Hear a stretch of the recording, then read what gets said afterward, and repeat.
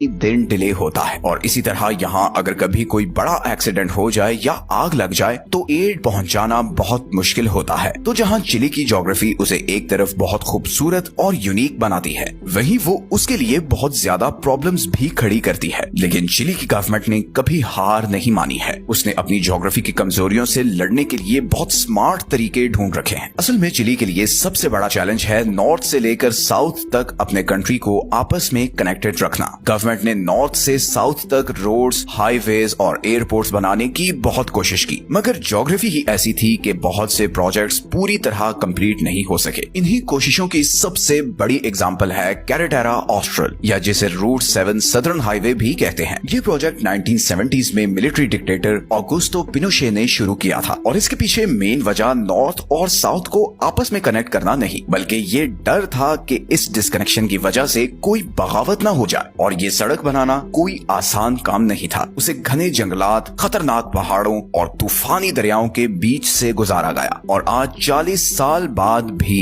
इस हाईवे के कुछ हिस्से इनकम्प्लीट हैं। इवन जो हिस्सा कंप्लीट भी है उसे मेंटेन करना ही बहुत मुश्किल काम है, क्योंकि यहाँ पर बहुत फ्लड्स और अर्थक्वेक्स आते हैं। अब अर्थक्वेक्स की बात हो ही रही है तो ये याद रखें कि चिली दुनिया के उन कंट्रीज में शामिल है जहाँ सबसे ज्यादा जलजले आते हैं, because Chile is located on the Pacific ring of fire, which is one of the most seismically active regions on Earth। यहाँ हर साल हजारों earthquakes आते हैं। 2010 में एक 8.8 मैग्नीट्यूड का earthquake कॉन्सेप्सियन में आया, जिसमें कई 100 लोग मारे गए और शहर का सारा इंफ्रास्ट्रक्चर तबाह हो बर्बाद हो गया। यहाँ सबसे बड़ा मसला ये है कि जब भी ऐसे नेचुरल डिजास्टर्स आते हैं, यहाँ रेस्क्यू एफर्ट बहुत मुश्किल होती है। फॉर एग्जाम्पल, सैंटियागो के हॉस्पिटल से दूसरे इलाकों तक एम्बुलेंस भेजना बहुत मुश्किल काम है। और सिर्फ नेचुरल डिजास्टर्स ही नहीं बल्कि नॉर्मल रूटीन में भी चिली में कनेक्टिविटी सबसे बड़ा इशू है। मतलब चिली के ही नॉर्दर्न हिस्से से सदर्न हिस्से का फ्लाइट टाइम तकरीबन 5 घंटे का है और बाय रोड तो बहुत से लोग अर्जेंटीना से गुजर कर ही चिली की सदर्न साइड को जाते हैं, क्योंकि इसके अलावा उनके लिए कोई और रास्ता ही नहीं है। इसी तरह ये ज्योग्राफी चिली की इकोनॉमी को भी अफेक्ट करती है। अब चिली क्योंकि इतना लंबा और पतला है तो यहाँ का पॉपुलेशन पैटर्न भी बहुत अजीब है। चिली के ज्यादातर लोग सेंट्रल एरिया में रहते हैं, बल्कि तकरीबन चिली की 40% आबादी उसके कैपिटल सैंटियागो के आसपास रहती है। ये बिल्कुल ऐसा ही है जैसे आधे से ज्यादा कैनेडियंस टोरंटो में रह रहे हों या फिर आधे से ज्यादा जर्मन सिर्फ बर्लिन में रहते हों। जब इतनी सेंट्रलाइजेशन हो तो आप जानते हैं कि इसका बहुत नुकसान होता है। यही वजह है कि चिली के best hospitals, universities, roads, airports और जॉब मार्केट सब सैंटियागो के आसपास ही है। जबकि दूसरी तरफ अगर आप